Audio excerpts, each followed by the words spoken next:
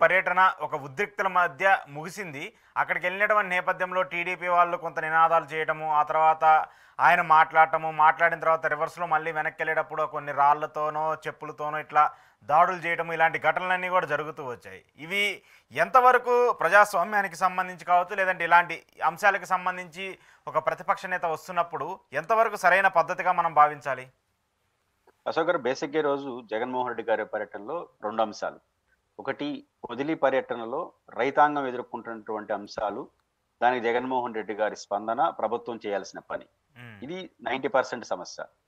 ఒక 10% సమస్యగానే చూడాలి. ఈ తెలుగుదేశం నిరసన హ్మ్. అంటే అమరావతి మహిళలకు సంబంధించిన అంశం పేరుతో జరిగిన నిరసన, దానికి చిన్న ఘర్షణ, గొడవలు అది చిన్న అంశంగానే చూడాలి మనం. హ్మ్. ఎందుకంటే కాన్సెప్ట్ రైతులు. ఈరోజు జగన్మోహన్ రెడ్డి గారి పొదిలి పర్యటన విజయవంతమైనట్టుగానే చూడాలి. హ్మ్. అసల వైసీపీ చెప్పినట్టు సంఖ్య వచ్చారా? తెలుగుదేశం ఇప్పుడు సంఖ్య రాలేదు. సంఖ్య ఇక్కడ ప్రధానం కాదు. హ్మ్. సబ్జెక్ట్ చాలా ఇంపార్టెంట్. అవును. ఇంకా పొగాకు రైతులు హ్మ్. సమస్య ఉంది. జగన్మోహన్ రెడ్డి గారి పర్యటనలో విజయవంతం కావడానికి, రైతులు విరివిగా పారడానికి, స్పందన రావడానికి మౌలికమైన కారణాలున్నాయి. ఈ వ్యవసాయంలో కొన్ని పొరపాట్లయితే జరిగినాయి. హ్మ్. ఎందుకంటే రైతాంగం 3 రకాల సమస్యలు ఫేస్ చేస్తుంది. విత్తనం దశ, అదేవిధంగా పంట పండించడం, 3 ఆ పండిన పంట చేతికొచ్చినప్పుడు గిట్టుబాటు ధర మార్కెటింగ్. అవును. ఈ 3 రైతాంగంలో ఒక కీ రోల్ పోషిస్తాయి. హ్మ్. దీనికి సంబంధించి జగన్మోహన్ రెడ్డి గారు అధికారంలో ఉన్నప్పుడు ఈ 3 అంశాలు ఎట్లా ఉన్నాయి? హ్మ్. జగన్మోహన్ రెడ్డి గారు ఎన్నికల హామీ మేరకు కావచ్చు, లేదా ఎన్నికలు అమలైన వచ్చిన తర్వాత 19-24 వరకు దాదాపు రూ. 12,500 ఆయన ఇస్తానన్నాడు హ్మ్. రైతుకి పర్ ఇయర్. అయితే ఆయన కేంద్ర ప్రభుత్వంతో సఖ్యతగా ఉంటూ కేంద్ర ప్రభుత్వం ఇచ్చే 6,000కి ఈయన ఇంకొక 7,500 జోడించి 13,500 ఇచ్చారు. హ్మ్. సరే జగన్మోహన్ రెడ్డి గారు 12,500 ఒంటరిగా ఇచ్చారా లేదా వేరే చర్చ పక్కన పెడితే 13,500 టెన్షన్‌గా కేంద్ర ప్రభుత్వంతో సమానంగా 3 దశల్లో ఇచ్చారు. అవును. ఈ 3 దశలు క్రూషియల్. అంటే హ్మ్. పంట విత్తన దశ, హ్మ్. పెరుగుదల, మార్కెటింగ్. హ్మ్. ఖచ్చితంగా రైతు ఎక్కడ ఇబ్బంది పడతాడంటే విత్తన దశలోనే ఇబ్బంది పడతాడు. అంటే పెట్టుబడి సాయం అంటారు దాన్ని. అవును. జగన్మోహన్ రెడ్డి గారు గాని, కేంద్ర ప్రభుత్వం గాని తీసుకున్న ఒక మంచి స్టెప్ ఏంటంటే, పెట్టుబడి సాయం ఇవ్వడం ద్వారా రైతు ఇండిపెండెంట్‌గా ఉంటాడు. మార్కెటింగ్‌కి వెసులుబాటు వస్తుంది. ఎందుకు ఈ మాట అంటున్నా అంటే పెట్టుబడి సాయం అంటే విత్తనం గావచ్చు, లేదా పెట్టుబడికి కూలీలు గావచ్చు, ఇవన్నిట్లో రైతుకి డబ్బులుండవు అప్పుడు. హ్మ్. అప్పుడు రైతు ఏం చేస్తాడు? సహజంగా మిల్లర్‌లని ఆశిస్తాడు. దళారులని ఆశిస్తాడు. వడ్డీకి గావచ్చు. ఎందుకని?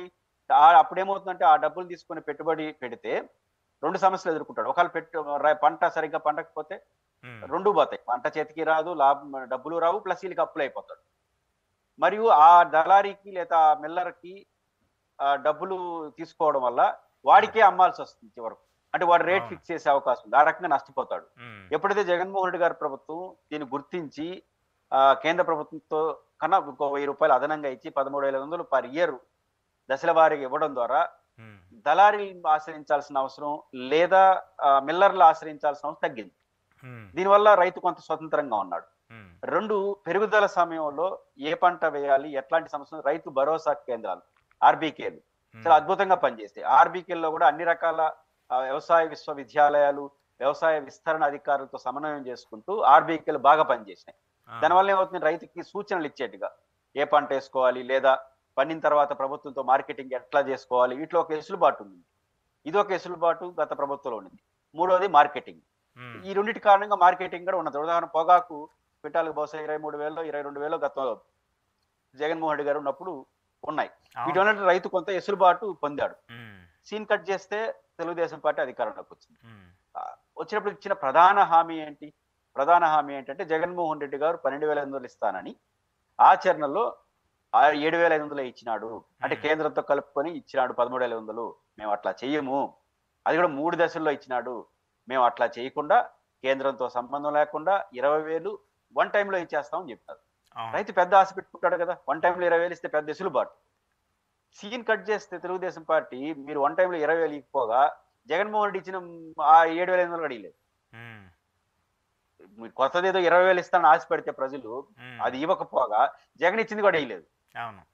దాంతో ఖచ్చితంగా రైతులు మోసపోయినారు కదా! హ్మ్. 2 రైతులకు, ప్రభుత్వానికి ఒక అనుసంధానంగా ఉన్నటువంటి ఆర్‌బీఐ కేస్